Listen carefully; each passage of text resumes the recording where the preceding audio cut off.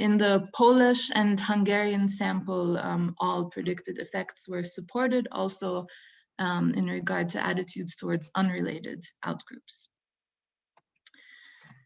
All right, now moving forward, in the second study, I was interested, or we were interested to see whether our participants actually agree that these comparisons between the in-groups and other groups suffering are actually what is really kind of most relevant to ask about. And so in this study, we looked at open-ended questions. Sorry, I should address these questions first, skip the slide. So specifically our questions for this study were whether, as I just said, collective victimization is really so central to group members as this literature suggests. And this is because in the survey that I just presented, I kind of skipped it, but one of our control measures was perceived centrality of the in-groups victimization. We controlled for that in the analysis. So we had items for this and we're interested to see how people respond to them. We were also interested to know whether these so commonly studied comparative victim beliefs, inclusive and exclusive victim beliefs, really matter as much to people as the literature implies. So we had the same samples as before because this was part of the same study. In addition, a Northern Irish and Greek Cypriot sample that was not included in that first paper. We simply analyzed an open-ended survey question that was listed after people completed the comparative victim belief items. So simply asking people to say more about their views on these issues. If they want to explain, elaborate on anything, please share in this text box. And then we analyzed the data with qualitative content analysis, having several coders for each. All right, so here is an overview of the themes, or rather the codes, which I will not explain in great detail. What I want to focus on are the codes related to the research question, which is, first of all, do participants really think that their group's victimization is so central as the literature implies? And then how do they respond to our comparative victim belief items? So first, the question whether people believe that the in-groups victimization is central or not. And what we find here is that actually in all samples, arguments that there were kind of arguments decentering the group's victimization, so arguing that it shouldn't be as central as implied as the questions. This occurred in all of the samples, and in fact, these codes were more common than answers reflecting centrality of collective victimization by arguing, for example, that it is important to commemorate the in-groups victimization. Participants argued for decentering or against centering collective victimhood in 4 different ways. Here's an overview, and I will give an example quote for each one in the following. So one was that some participants simply argued that it wasn't relevant to them. So this Northern Irish participant said, even though these issues are important, I'm not interested. I feel as if it won't change things here. I am fed up, bored, and it's tiresome as it is a constant topic, a negative one. So kind of pushing back against both researchers, but also perhaps society's preoccupation with collective victimization. Another code was moving on. So for example, a Hungarian participant said, people like to complain in Hungary. In my opinion, we shouldn't mourn over the past things, sufferings. Instead, we should focus on the present and future. We should approach the world positively and look for opportunities.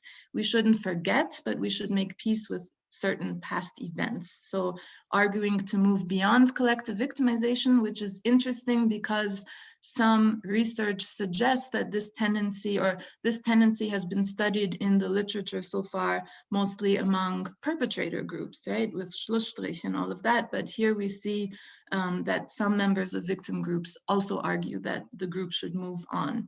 In part, this is informed by the perception of harmful consequences of focusing on collective victimization. So for example, this Jewish American participant argued, I feel it is not healthy to live life always in the perspective of being victimized. It is important not to let such feelings overwhelm the positive aspects of being Jewish.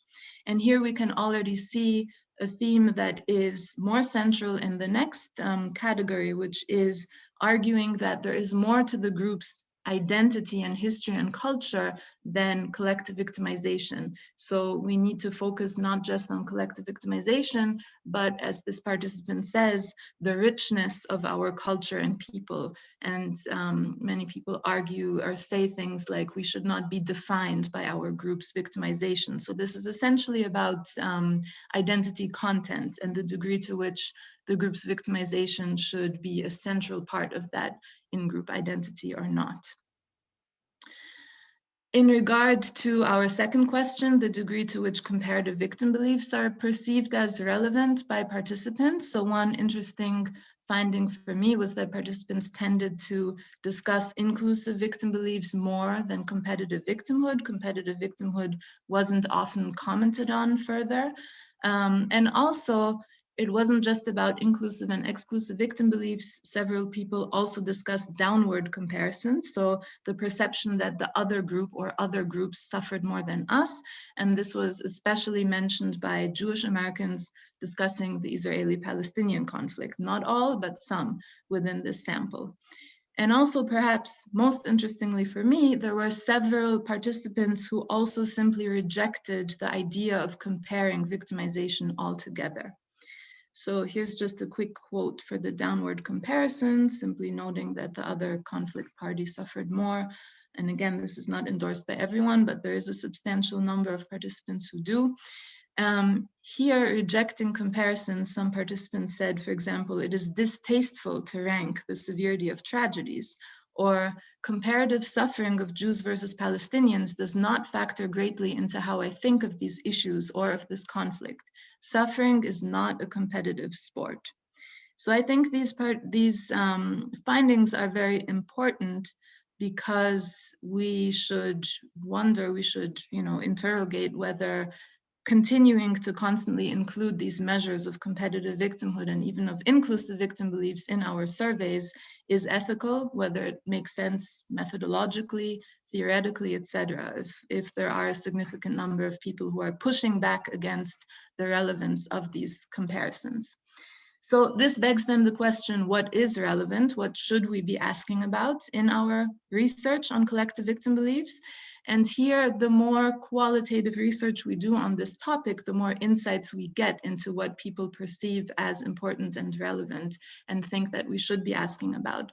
So obviously, this study was somewhat limited because participants had these comparative victim beliefs and questions about centrality were made salient through the survey, but then they also commented on a few other ideas that went beyond the items that we had in our survey. So for example, they pointed out that it's important to consider the long duration of their group's suffering, especially in the Jewish American sample, this was brought up. They mentioned the importance of focusing on acknowledgement and denial, which was especially pertinent in the Armenian sample. And then the two conflict samples, the samples that are currently engaged in the conflict, also talked a lot about attributions for their group suffering.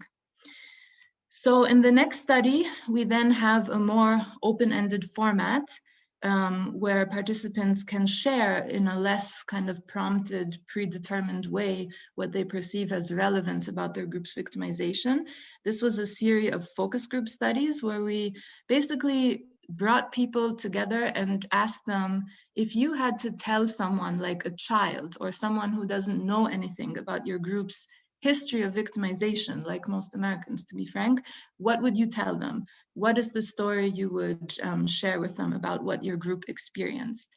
And then in the second half of this focus group study, after getting their unprompted narrative, we also shared with them a sheet with some of our items, again, comparative victim belief, centrality, and simply asked them, what do you think about these items? What would your community say? What would your grandmother say? Would they be offended? Is there anything missing? Like, do these resonate? Are these things that you hear people discuss, or are we completely off? And we basically said, you're the experts on this phenomenon, so we want to hear from you whether these questions actually make sense that we are asking our participants. The research questions for this study were very similar as the previous one. Basically, we want to know, again, whether people think that comparative victim beliefs are really so central as social psychologists assume, and then again, which other additional collective victim beliefs are expressed and deemed important. So the samples we had here for these focus groups were Armenian and Jewish Americans, as well as Burundian and Nepali-speaking Bhutanese refugees in the US. We analyzed the data with thematic analysis following Clark and Brown. And again, I don't have time to get into all the details of the findings, but here is an overview of the themes that we identified. And the first thing that really struck me when looking at these themes was that they show a dialectic nature of people's perceptions of collective victimhood. So basically people endorse within the same community, but also sometimes within the same person, beliefs that are seemingly opposite about their group's experiences of collective victimization. So for example, on the one hand, endorsing some comparative victim beliefs, but then also rejecting the notion of comparing suffering.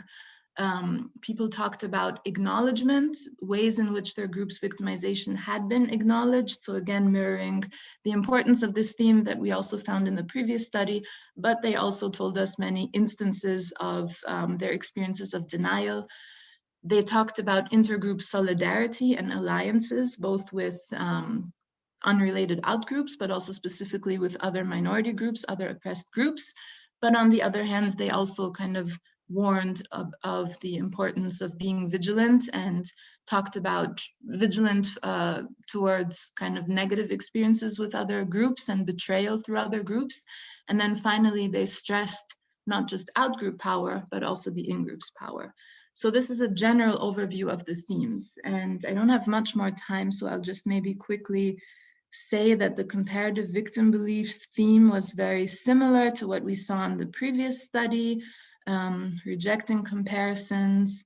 This is one of my favorite quotes here because it really also shows the power of participants in qualitative research to push back against the researcher's stupid questions, as this participant says.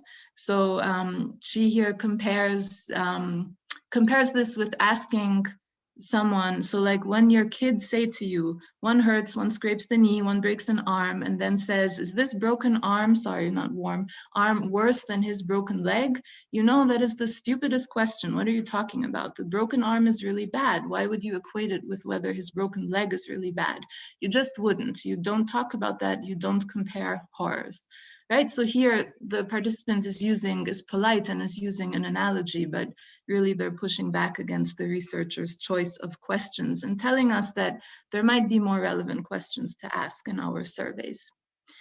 Acknowledgement, as I mentioned before, was essential.